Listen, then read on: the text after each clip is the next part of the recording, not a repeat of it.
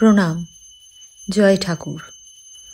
কল্পতরু উৎসব আত্মশুদ্ধি এবং ভক্তি ভরে নিজেকে পরিশুদ্ধ করার দিন, আধ্যাত্মিক চেতনাকে বিকশিত করার দিন। 1886 সালের 1 জানুয়ারি এই উৎসব শুরু হয়। এই দিন ঠাকুরের শিষ্যরা তাকে ঈশ্বর অবতার বলে ঘোষণা করেন। ঠাকুর সে সময় দুরারোগ্য গলার ক্যান্সারে আক্রান্ত ছিলেন।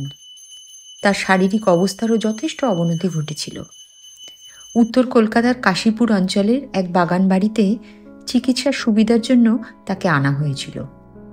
1 জানুয়ারি একটু সুস্থ বোধ করায় তিনি বাগানে হাঁটতে বেরিয়েছিলেন। সেখানে তিনি তার শিষ্য নাট্যকার গিরিশচন্দ্র ঘোষকে জিজ্ঞাসা করেন, তোমার কি মনে হয় আমি কে? উত্তরে গিরিশ ঘোষ বলেন, তিনি বিশ্বাস করেন ঠাকুর মানব কল্যাণের জন্য মর্তে অবতীর্ণ ঈশ্বরের অবতার। ঠাকুর বলেন, আমি আর কি বলবো, তোমাদের চৈতন্য হোক।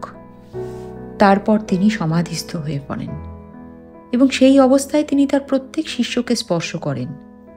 সেই স্পর্শে সকল শিষ্যদের মধ্যে অদ্ভুত কিছু আধ্যাত্মিক অনুভূতি হয়েছিল। ঠাকুরের অন্যতম শিষ্য রামচন্দ্র দত্ত যার ব্যাখ্যা করেছিলেন এই বলে যে সেদিন রামকৃষ্ণ পরমহংস কল্পতরুতে পরিণত হয়েছিলেন। তিনি ওই দিনটি কল্পতরু দিবস নাম দিয়েছিলেন, যা পরে কল্পতরু উৎসব নামে পরিণত হয়েছিল।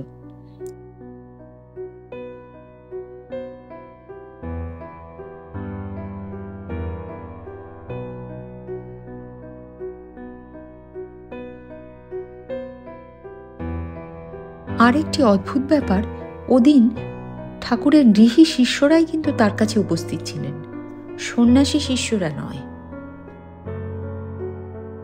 তোমাদের চৈতন্য হোক, এই আশীর্বাদই ঠাকুর সেদিন তার শিষ্যদের করেছিলেন।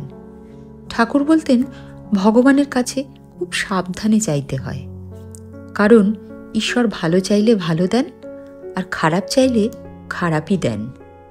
তিনি ভক্তদের কখনো অর্থ, যশ, খ্যাতি দিয়ে আশীর্বাদ করেননি। তিনি চেয়েছিলেন তার শিষ্যদের চৈতন্য হোক, অর্থাৎ তারা সঠিক রাস্তায় থেকে ভগবানের সেবায় নিজেদের নিয়োজিত করুক এবং সঠিক পথে প্রার্থনা জানাক ঈশ্বরের কাছে। আমরা কল্পতরু উৎসবের মাহাত্ম্য জানলেও কল্পতরু কথাটির উৎস কিন্তু অনেক পুরনো।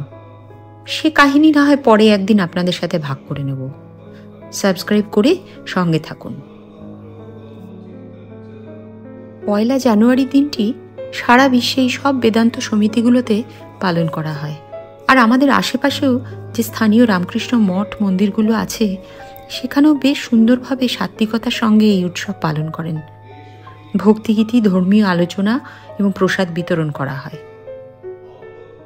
এই মহাপুরুষকে প্রণাম জানাই।